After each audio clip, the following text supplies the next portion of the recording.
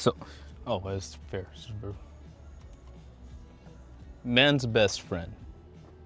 A partner as loyal as time.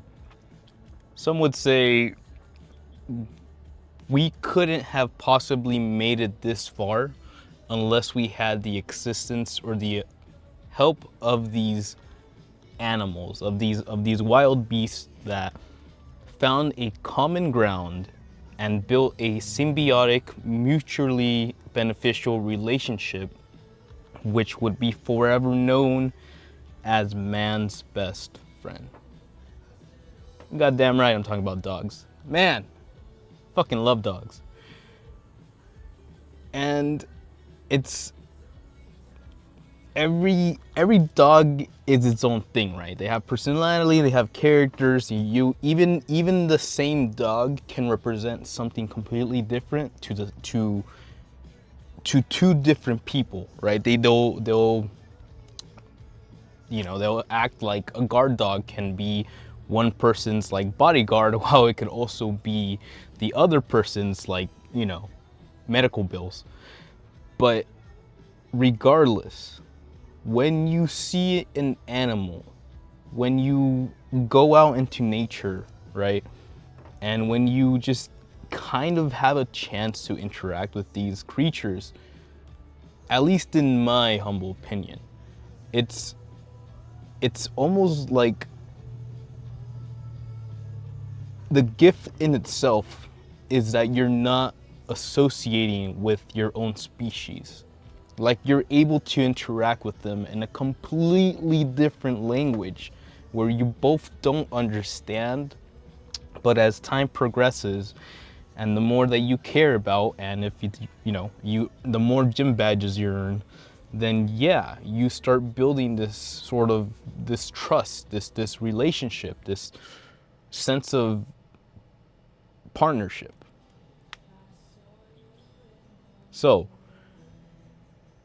what we have done here in a little cool movie called Good Boy is essentially we've taken the horror elements and we put a dog as a main character. And then we make millions. Because yes, everything that kind of tickles you in terms of horror, those kind of suspenseful moments that get you curious, or they start making you imagine, or you start hyper fixation on like, what could this be? What is going on? What is the explanation to this phantasmic scenario? And you get all that, but now you have to sort of imprint these emotions onto this languageless animal. And it works. It really, really works. So there's a couple things to know about this one. First of all, number one, this was a movie made by a guy and his wife and their dog. So yes, they're all actually, family members. They all actually know each other. He's not a famous dog. He's not an actor. What they did though, and if you stick around for the end credit scene, he'll explain. There's like a little explanation video of how they essentially got the dog to mimic emotions by having him just be himself. The guy and his wife knew what their dog was, how he reacts, how he just likes to be. So they took all those characteristics and they used it to their advantage to really bring out these close-ups that really make you feel like the dog is going through something, even though you know that the dog is just there. And maybe that is the beauty, the idea that even though we don't come from the same genetics, even if we don't even operate on the same four legs, there's understanding. You can find understanding. with a creature that can't even express themselves in your language. And that in itself is the gift. At least in my brain. But yeah, you see this dog, you see a lot of things happening, you're trying to understand why this is sort of starting to kick in. What specifically is the monster that we're dealing with here? And without getting too into it, I'm fairly sure the movie itself is very straightforward as to what it's trying to represent. It's up to the person, or it could always just be me imagining things and all that. But if I really had to put my finger on the trigger, I would have to say that this is a story about the horror, the horrific events, the emotions, the reactions, right? That man's best friend has to go through because of how loyal they are. Simply putting it. Simply putting it. And it's honestly, it's pretty dramatic, like pretty emotionally dramatic. And that's something that I wasn't really expecting from a dog movie. Or sorry, yes, from a dog movie, but no, from a horror movie. And if I can be frank, there were tears. Not mine, maybe. But there were moments in this that you just, I think what it does beautifully is that you spend the movie with the dog. You're there hanging out, you're there trying to like vibe with them. The dog and the owner, right? The owner does his best to be a good owner, they show just how much they've grown together, and it shows their bond. So when you start noticing things are going up with the neighbor, whether that be a supernatural element or whether that be specific life events that are kind of ebbing away at his personality, you start to root for this underdog, obviously, but you start to really hope for the better, because there's nothing wrong with this dog. He's just a good boy. And just seeing them react to things that we react to had us really connect with that dog on an emotional level, that when we get to the finale, when we get to the big review, or when we get to the big climactic moment, it really makes sense, and it kicks in, and you're just there, and you have to live with that. And that is a true horror. But regardless, Good Boy is pretty damn good. And yeah, it's gonna be one of those things. It's fairly slow, I think, purposely so. It feels very almost methodical, but it feels like it fits in the life of a dog. Does that make sense? Because first and foremost, we are in the perspective of a dog. At least that's what it feels like. So jumping into these moments and just going through the literal emotions, it sort of feels right. And so you're just so engrossed in that emotional wave that, yeah, when things are starting to go bump in the night, and when you're starting to get all anxious and emotions are high and all this stuff, and then yeah, you just have to look at this dog, this poor little dog, and hope that everything's gonna be okay. So if you have any pets, I would recommend it. If you really love your pet, I probably wouldn't recommend it, because it really gets to you. At least it gets to me. But yeah, and if you just want to like feel something, if you just want to feel alive for like a good an hour and a half, you should watch this. It'll bring you back. And that, ladies and gentlemen, is man's best friend. What a good boy. What a good boy. But wait.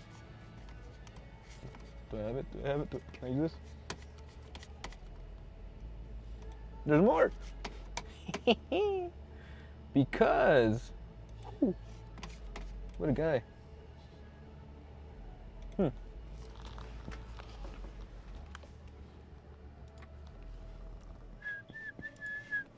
What if I told you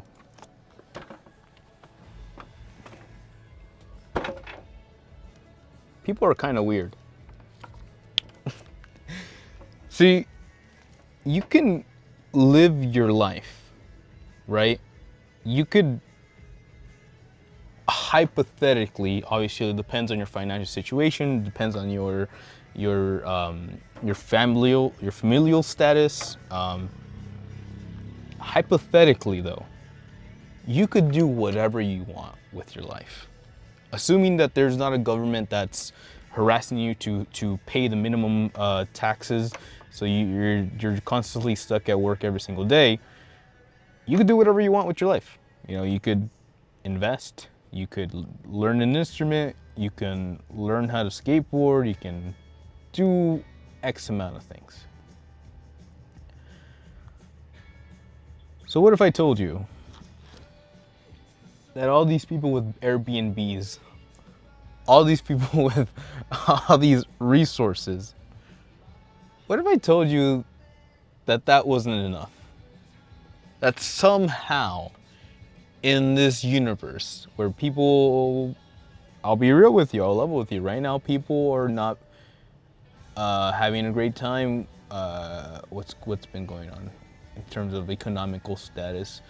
I know groceries are up, everything is up pretty much, right? Inflation is an all-time high. Trump, doesn't matter, irrelevant. There's too much going on. Let's get sidetracked. But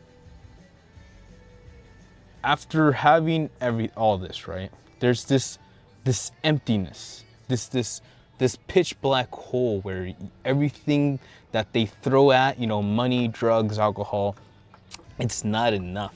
There's something missing, and they just can't figure out what it is. So we gamble. And gamble it is, because everybody knows that when you rent an Airbnb,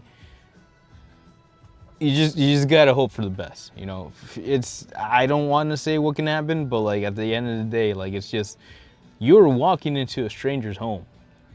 You've never been there before. You do not know what is behind those doors. And, you know, is it a little, what's the word? Psychopathic? No, psychosis? Of me to just state that like you shouldn't trust Airbnbs? Maybe a little bit. We all come from different backgrounds. However, when this unfortunate couple decides to rent an Airbnb with one of those weekend moments alone, right? You know, one of those like, oh shit, we need to work on a relationship, dog. Need a week alone, okay? When they decide to rent an Airbnb, lo and behold, the Airbnb guy said, nah, man, I need more money. I need my money now. And he double books him. He double books a house, right? So now you're stuck with two couples going like, man, we need to work on a relationship, dog. But now there's couples here. And so it makes things a little bit interesting, right? Obviously you're kind of like trying to gel with each other, even though you don't really want to gel with each other. They call that small talk. I'm not a big fan of small talk. And I like big talk. And these guys are kind of like back and forth trying to be like, they're kind of weird, man, right? They're kind of cool, I don't know. And so you get this weird vibe of these four people that are out there, and they're trying to have a good time, and things are cool, and things are kind of weird sometimes. You ever go out with like people, or like you ever meet somebody's friend or someone's acquaintance, and they just say something strange, and you just look at them like, did you mean to say that? Or is there something you need to tell us? and you just don't know, you know? So it's in those things that everyone has their opinions, right? Everyone's gonna have a different interaction, just like a person interacting with their dog versus a person interacting with the body dog, the guard dog. And then those opposing people, just posing in a manner of just, oh, hey, you're on the other side, are naturally gonna do their best to present themselves in a admirable way. Yes, yes. You know, just try and be nice, try to be cool, and like, hey, don't be a dick. There you go. Thanks. Society 101. And in these moments, you start picking up, you start noticing things. You start feeling the manipulation. Woo! Big words. But yeah. And that is one of the words are powerful. If you don't know, well, now you know. Words are powerful AF. The only thing is that you need to know how to use them, right? We call that reading. iPad babies. So when these certain phrases, when these implications, when certain words are brought up in conversations, things start to kind of blare out, you know? It's like the red flags. Y'all hear about those? Yes. And you know, you'll hear the red flags, you'll see things, and then maybe you'll be like, oh, that's why you asked. That's why you asked. Like, did you really mean to say that, or was there something else you were trying to tell us or whatever? Because you want to give them a chance before you go, oh, hell no, we are done, you are out, and I need you to leave right now, or I will remove myself from the equation, and or we need to fix this, or, you know, whatever. So manipulation is one hell of a drug. It's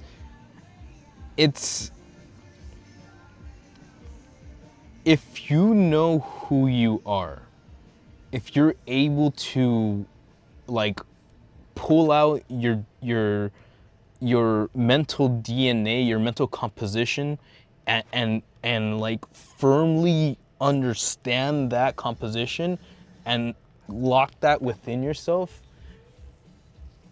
hypothetically, nothing can shake your ego. Not ego as in like, oh, look at me. Ego as in like, this is who I am. This is what I believe in. This is what I represent. This is who I want to be. These are the steps that I need to take to get there. And this is what I want to believe. Ego, what do I represent? Positive ego, healthy ego. And when someone tells you, hey man, I think your boyfriend's cheating on you, or hey man, I heard your girlfriend tell me that you're doing things, or blah blah blah, or maybe like you're not good enough for this, or like X amount of things, right? And you're hearing it from someone that you've just met, that's when the flags should go flying. And yes, we're gonna get a little bit of a close to the pulse, but things start happening, things start escalating, and things start getting weird. It really becomes like this interesting, like almost battle for the soul, right? Okay, fun side note. We recently got to watch the Rocky Horror Picture Show on the Dolby screen, because that was like the 50th anniversary or some shit like that. Good damn. And where's I going with this? And Rocky Horror Picture Show where everyone's just kind of like, I had a good one, I can't really think about it. And everyone's just kind of like, the point of Rocky Horror Picture Show is that people suck. These two, what are they called? They just got engaged, fiancés. They take a trip and they meet people, and then people start hitting on each other, and then you go like, damn bro, you just banged my fiancé. And everybody's guilty. That is Rocky Horror Picture Show. So that kind of manipulation, that kind of nasty jumbleness, I mean, it could be beautiful if you really want it to be, but when it's being manipulative and toxic as fuck, that is disgusting. And I just can't deal with manipulative words like that. Yeah. So this is all going down. These people are trying to figure this one out, and it's this really tense moment between the main couple going like, did you? Can I trust you? Like, it's, yeah. And that kind of becomes the whole situation, right? That I believe we call them instigators, people who are just like throwing in stuff to like rile people up or whatever, or get certain people on a certain emotional wavelength or whatever you want to call it. But these guys are good at it apparently, because they're able to really push the two main characters against each other to a certain point where you start worrying. And honestly, I think it says a lot more about me than most people. But you know, I just didn't think that things were gonna be okay between them, and that made me feel bad. And it was just interesting to see them like going through the emotions and seeing where we ended up at the end of the whole journey. And by the time we get to the end and revelations happen and we get the full picture as to what is going on, who is this, what are we doing here, why would you do such a thing, can't believe you done this, it makes sense, you know. And I'll be real with you too, there's more notes that kind of like, whoa, these guys didn't have to go that far, but they said, fuck it, we'll go the extra mile. And you know what? I guess it checks out. So, creepy scenarios in terms of like this weird tension of like, who are you right now? And why are you suddenly acting so like predatory? And just moments of like, damn, that's my girl should be cheating on me, man. And I can't believe you done this. But yeah, it just I don't know, maybe I think you just have to watch this movie on like in your own terms, and whatever emotions you get from essentially the NTR-ness of this film, then yeah, I think it'll tell you a lot about yourself. And I learned a couple of things about myself. I already knew most things, but I learned a bit more about myself. I learn a bit more every day. And I hope that these two young lovebirds can learn to forgive each other. Because yeah, man, relationships are cool. Relationships are really, really cool if you, but relationships are cool, but they only get to be that cool once you put in a shitload of effort on both sides. And if you can find that, right? If you can find the Taylor Swift to the Travis Scott or whatever his name is, you know, I just saw a clip on Jimmy Fallon, just the idea that she looks at him, her words, not mine. She looks at him and she smiles and she goes like, oh, I get to hang out with this person for the rest of my life. He's fun, he's just this person that brings joy to my life.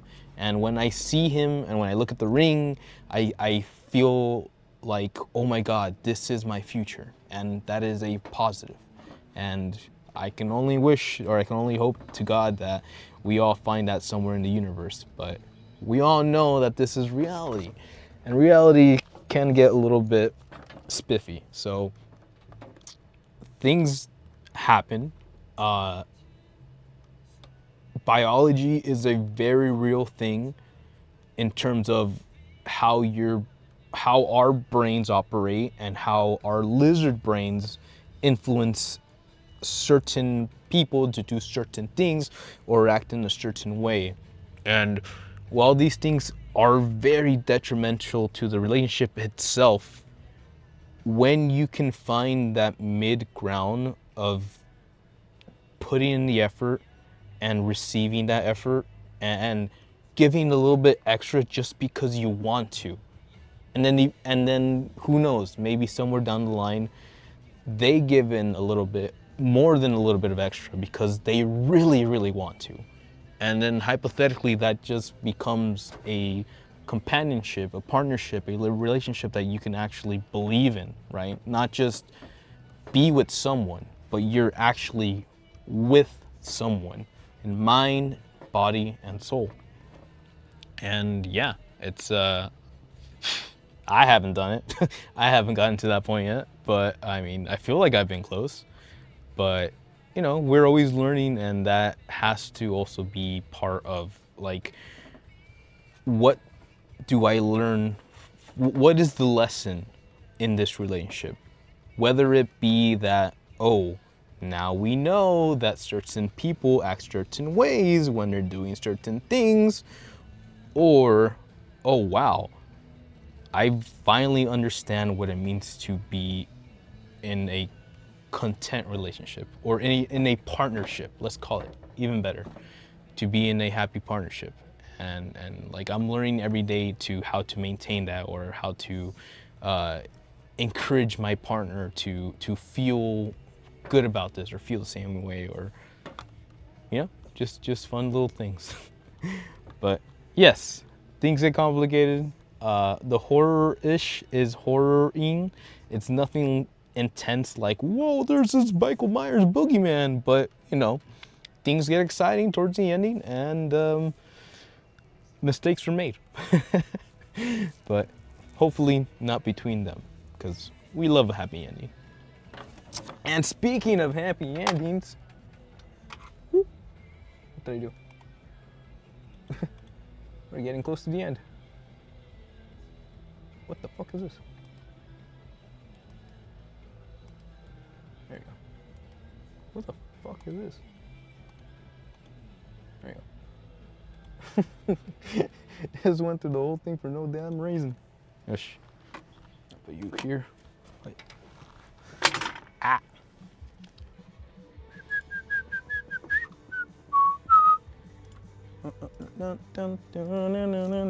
Mark care. Mark care. Mark cares. Mark really cares, okay? Who is that? Motherfudgers. Have you ever heard of the UFC? The Ultimate Fighting Championship? Just kidding. Let me tell you. Back in my youth, no. It was unregulated, but champions were champions, damn it. And the original champions is one Mark Kerr and his homie, I already forgot his name. But those two were essentially the pioneers of mixed martial arts in the octagon ring. And you see the story of just this guy who comes from his wrestling lineage. He's an all-American wrestler. I've known a couple of wrestlers in my whole life. And he comes out there, he's trying to do something, he's trying to get his name out there, he's trying to just be like the guy, you know, he has a dream, he has to enjoy the sport that he does, which is the octagon wrestling, UFC. It is a very hard thing to do, to put yourself and your body to such a grueling state on a constant schedule, to force yourself to eat only specific proteinized items, to keep yourself on a schedule when it comes to your lifestyle, your food style. Everything that you do just comes down to being this mechanical, methodic, boring mess, or non-mess, you know what I mean? I like a little chaos in my life, I guess. And it says something. It says something about the person that can keep that going. You know, someone that puts in the work, someone who wakes up in the morning, someone who stays up late at night, someone who's lifting every single day at the gym, someone who's learning his techniques when it comes to martial arts. All these things, they add up, right? When they say that you only master a skill after, what is it, 100 hours or 1,000 hours or 1,000,000 hours, it is just the idea of getting in there, doing it, and keep doing it. Motivation is one of the, I think, the most underrated things in this universe, because without that actual desire to make a change, without a desire to make to express something, without a care, without even a desire to give a shit, nothing happens. And without actual wants, humane wants, humane needs, there can be no passion. So when you see the man spending his life taking those hits, curling those irons, guy's got something to work for. And this is it. This was it. The UFC. It's not even an octagon yet. It's still a square. That is how early this is. And here's the thing, man. People are great. Remember how we started this episode? People are great. Essentially, that means that every person in this universe has an opportunity to do something they love. Flat out. You can be a gardener. You can be a barista. You can go work at Not Scary Farm and be one of those nasty guys. I know a guy. He does that. He loves it. And these people who are willing to give it all, who are willing to do it, you know, like they naturally deserve some praise. It's no easy feat to just keep on committing yourself to it and to just sticking with it. So it's cool that they finally came around to give this guy his story, right? Because the story of the man who never quite made it, the man that was there on multiple occasions, but for some strange reason, he just couldn't make it past that finish line. And why? Why, you might ask? There's a whole movie based on him. Why would we talk about this guy right now in today's era if he's never been a champion? Well, what if I told you Emily Blunt, yes, John Krasinski's wife. God damn, I don't even know where to start with this one. She's a character. Okay, start off there. So, okay, I'll start off by saying this. I just actually recently saw the movie, Die Again Tomorrow? No. Shoot. It's a Tom Cruise movie with Emily Blunt, and it's based on the actual manga called Kill. All You Need Is Kill. That's the manga is based off of. But Tom Cruise, again, how Tom Cruise is the last samurai guy who gets all the Japanese stuff and makes movies out of it. Top Gun, Lupin the Third, Mission Impossible. Top Gun was what army was that? Anyways, any other platoon movie. The Last Samurai, and now Tom Cruise. Oh, and now we have. Wait, what the fuck?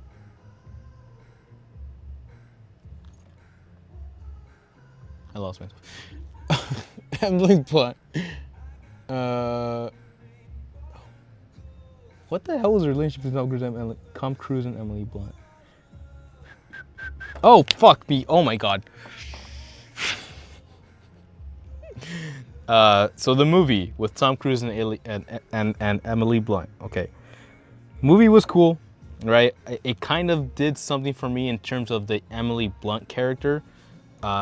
I'll be real with you. I'll level with you. Something happened that like I just really wasn't into her. Like for some reason, John Krasinski not being, or I guess, I guess watching her be, okay. Watching her be in the movie, the second one, A Quiet Place 2, and then not having John Krasinski be there, even though that's John Krasinski's own writing movie, Peace Baby thingy, kind of gave me like PTSD of like The Last of Us and how how they did things to Joel, and then you have to play the second game and you just have to play it as it is. And I think that kind of rekindled some PTSD of that. So since that movie came out, A Quiet Place 2 with Emily Blunt, I've low-key have been an Emily Blunt disliker. I'm not gonna say a hater, because I don't really, it's a waste of time to hate things, or people in general. But I was not into Emily Blunt like that as an actress, right? And then she was cool. She was actually cool in the one with Gosling, was it? The Fall Guy, which was actually a really cute movie with him. But still, it wasn't until like seeing her in Tom Cruise, maybe pre super big actress era, that she kind of came back as okay in my book. I think I was able to piece it together of who she was, what she went through, and now where she's at now. And seeing that made me be like, okay, she's a human. Let it go, or be cool about it. Movies, man, are you fucking kidding? And then she comes out in this movie looking straight up like some Italian goth freaking waifu shit, and I'm just like, oh my god, who is that?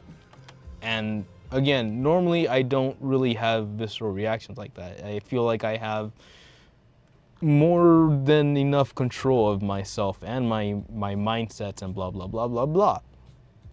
But the fact that she popped up looking like that, and my brain was not like, I've seen this trailer for months and I've never fucking paid attention to Emily Blunt. But seeing her actually in the movie and act out and just present this character was like, whoa, okay, emotions, relax yourself. So the question was, how is it that one of the original greatest, the man who has stood at that platform on 3 occasions, almost to be the best of the best, why didn't they do it?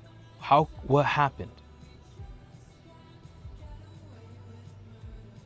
This movie is called The Smashing Machine. And while you look at The Rock and you go like, oh yeah, he's a guy that punches in UFC. That's the Smashing Machine, The Rock, of course.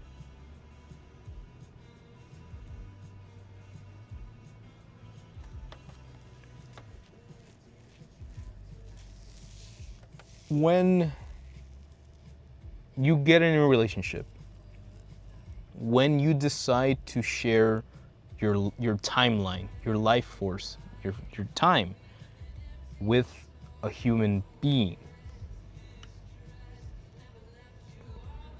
it's very important that you choose someone, right? I choose you. You find/you choose someone that holds the same values that you do. And I believe that's the only way you can really say it. Because you can like the same things, but you can have different opinions about what they make you feel. And you can present yourself in a way that you care, but at the same time, if your actions are speaking louder than your words, then you already know how you feel. Everybody knows how you feel. It's just a matter of being honest. Communication, relationships. So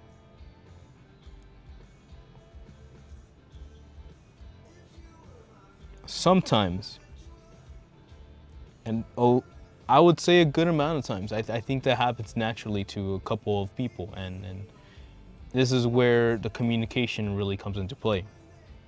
The idea that your partner can be doing so well in life, like I don't know, like hitting, I don't even fucking know where to begin.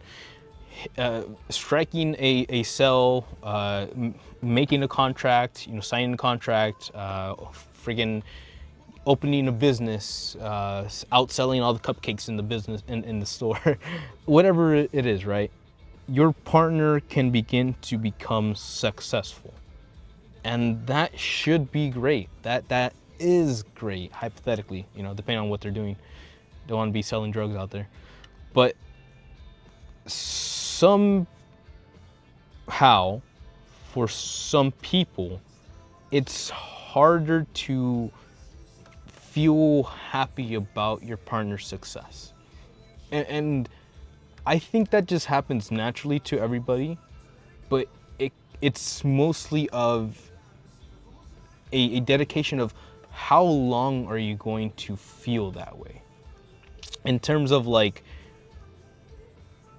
why not support instead of feeling the distance, right?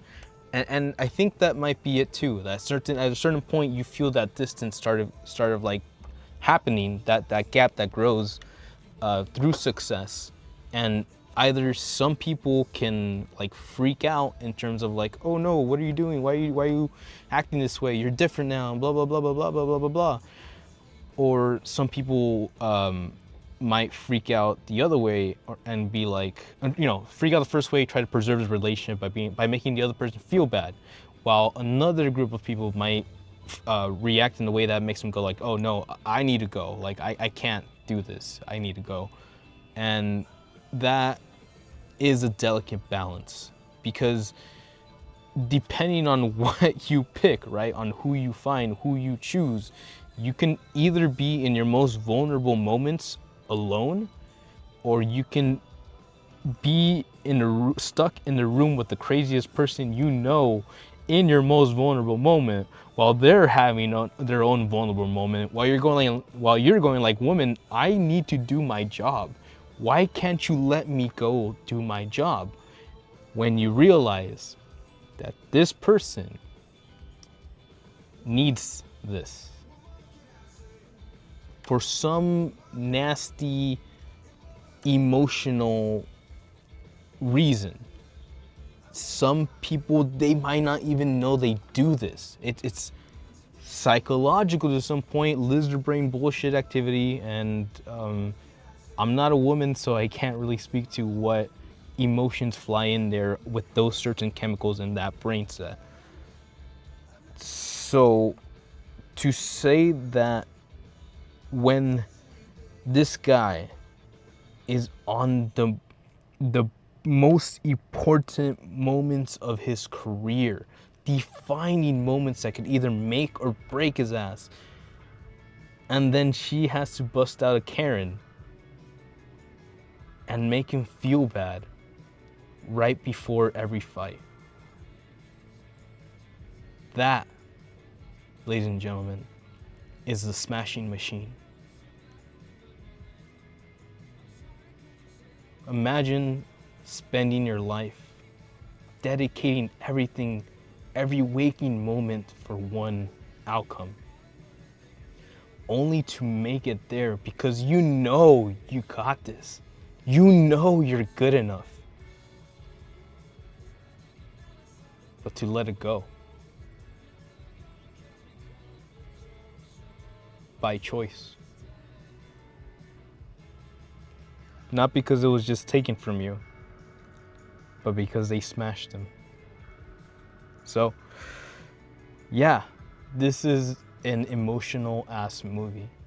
This man went through addiction, opioids. It's a way of not feeling pain. It's one of the things that we used to give our soldiers in the military, but we completely stopped after we realized just how addictive it really is.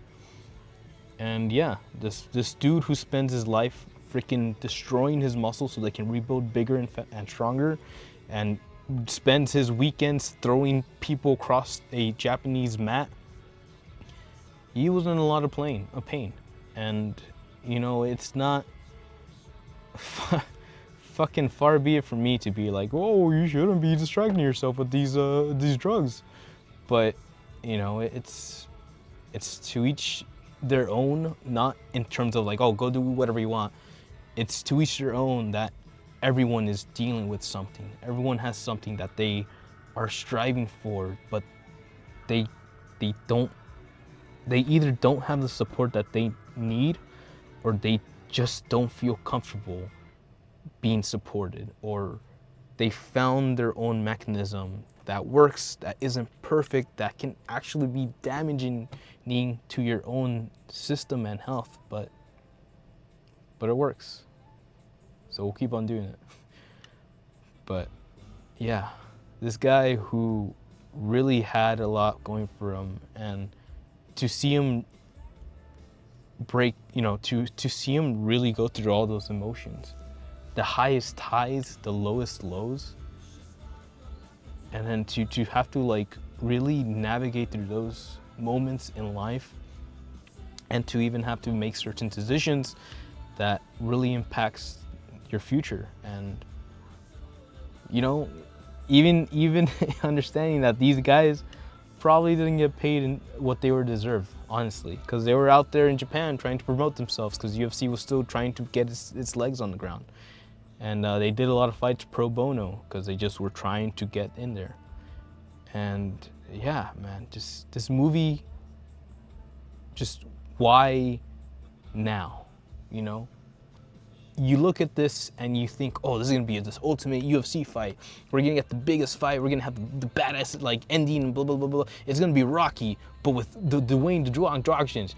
Yes, I said that. And it's not. Nor does it have to be. Nor did I need it to be. Because yeah, there is a lot of heart in this, and I don't know if The Rock's gonna win the Oscar for this. I know he's trying. I think he did a great job portraying the actions. I don't know if I would say he's like Batista level acting, you know what I mean?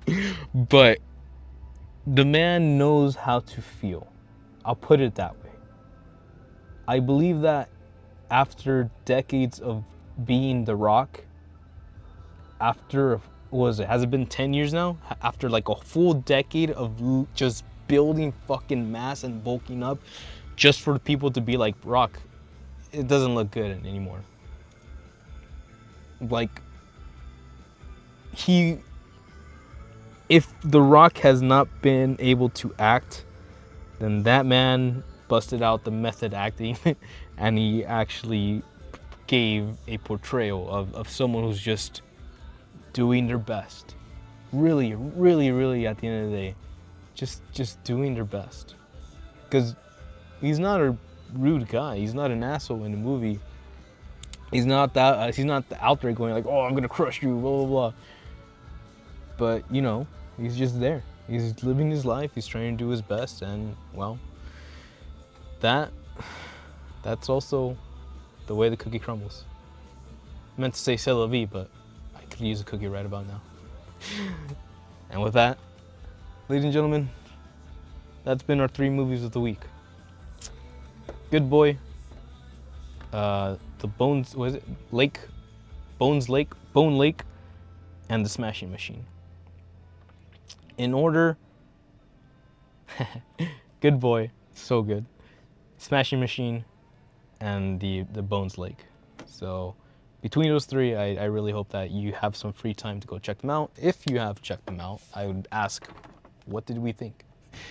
Good Boy, is he good? He's the best boy. I'm not gonna spoil any, no spoilers please, but like, The fact that we have a dog as the main actor of a horror film. Let's go. Let's go. We made it, fam. So we'll see, man, because this, what happens if we have a cat being in a scary, you know what I mean? Like, we could just do so much shit with this, and it could be either the coolest thing or it could be the dumbest thing, and we'll have to wait and see, but I'm excited. Yeah, so we'll see. We'll see if people start doing more like animal movies, because I think we had that Strays movie with what's his face, William Ferrell. Yeah, Will Ferrell. So I think that's kind of where that initiated, and then the Secret Lives of Pets is where the animated stuff happened. So I don't know, man. I feel like we're in an interesting time, man. Like, if people want to get creative with their cinematography, like if this guy and his wife can make a whole hour-and-a-half movie in their house by themselves, we're in a good place. I think we got some exciting things in our futures to look forward to. At least I would hope to. And yeah, when it comes to everything else, it is gonna be spooky season. I think things are gonna get spookier. I don't know. And taste it. Na, na, na, na, na. And we're just gonna keep an eye on things and see how things go. Man, Tron is out this week. It's gonna suck. I'm still gonna watch. I'll be there. You know, I want to see it in 3D. I at least want to watch the IMAX 3D version so I can see all the beams. But we'll see what we talk about in the future. I got a couple of things. Actually, fun update. The 9th is where I got an update saying that apparently they're gonna go check the internet connectivity operation systems in the house. And hypothetically, that means that by Thursday, hypothetically, I should be back in business with like everything. The capabilities, my bad. I should be good to go to launch things. And yeah, we'll just keep an eye on that and see how we present it.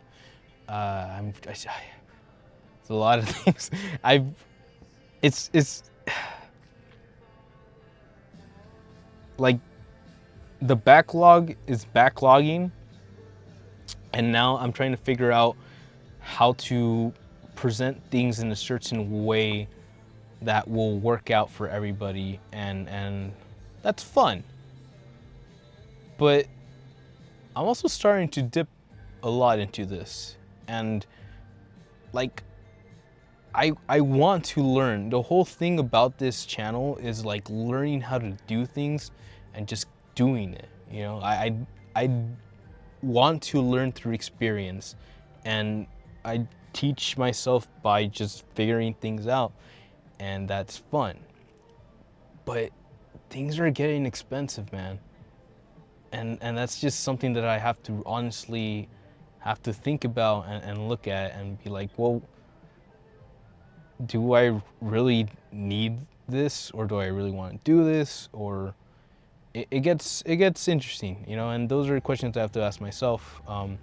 Naturally, I just want to be in a surplusive state where one is able to just probably take a step back and actually do things that will open up new doors in terms of like actually learning things and all that. But for me, I enjoy just chilling out, hanging out, being like this. I'm more than okay spending time doing fun things, playing video games, or just learning music and songs and stuff, playing music in general. I love music so much, but there's not that much time in the universe, right? And to be able to dedicate time to these things means a lot to me. But you know, obviously, in the back of my brain, I just constantly always feel like I could be doing more for, like, not just myself, but like future-proofing things. There's a lot in the future. There's a lot of things happening right now that like are unnerving, to put it in simple terms, about the future. and how things are going to be presented and things are going to play out. And for the most part, I'm just here trying to be like something that can be looked at in retrospect and be like, oh, people actually gave a shit, or people actually tried, or people actually had brains back then. And that's all it's ever really been. So, you guys want to watch the screens? You can watch the screens. Like,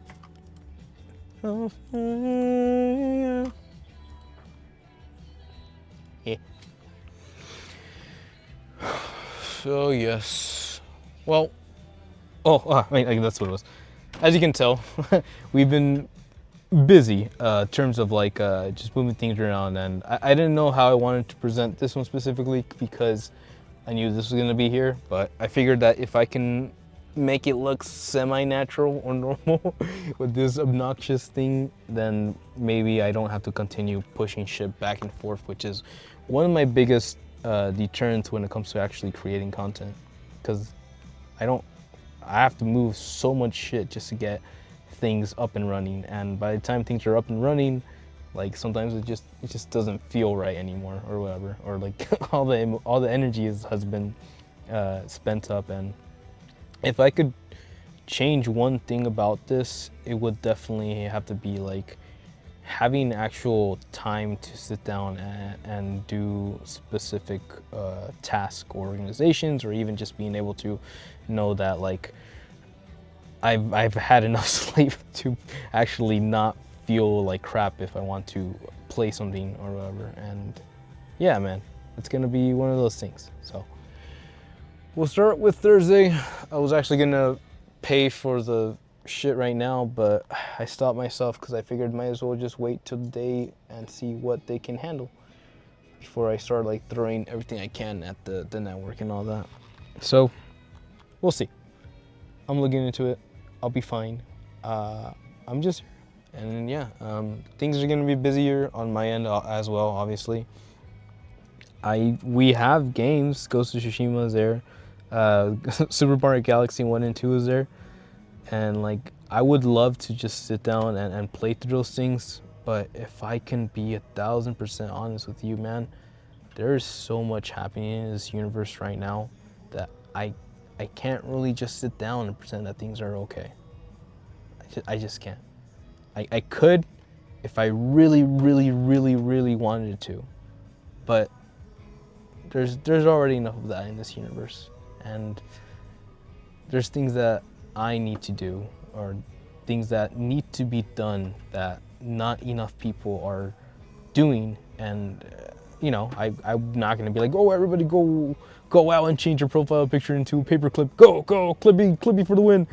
But you know, honestly though, respect to the homie for actually like putting in that effort and putting that step forward and encouraging other people to be like that. And I would say that is an inspiration. That is the type of guy that he's a little iffy sometimes in terms of like how he presents things, but I still give the guy the benefit of the doubt that it comes from a good place, and he actually is trying to make things normalized in terms of like, oh, this makes sense. It's not just some corporate BS, but it makes sense. And while there are enough people in the universe doing enough fun things and like, you know, giving their own versions of the fun things that I want to do, at a certain point it's like, okay, well, there's enough of that going on, and I'm okay with that. That's fine, you know. But you know, if there's ever something that I know I want to do, then I will do it, whether that be playing Super Mario on the Switch, or whether that be taking off to go watch a movie that turns out is only airing for this one day or whatever. And yeah, that's my philosophy, honestly. That's my way of life. I don't like planning anything because A, it could always just blow up in your face, or B, it could not be as good as you want it to be. So while I do like to have a vague plan of where I want to be and how we can get there, I don't ever want to be like, okay, I gotta get up at 9 a.m. and I gotta do all this shit, and then I got 10 p.m. No, I just want to live. I want to experience life the best way that I can, and honestly, I feel like I've done that. There's only a few things on my bucket list that I'm actually considering, but for everything else, I've lived a life, and I've been lucky enough to experience um,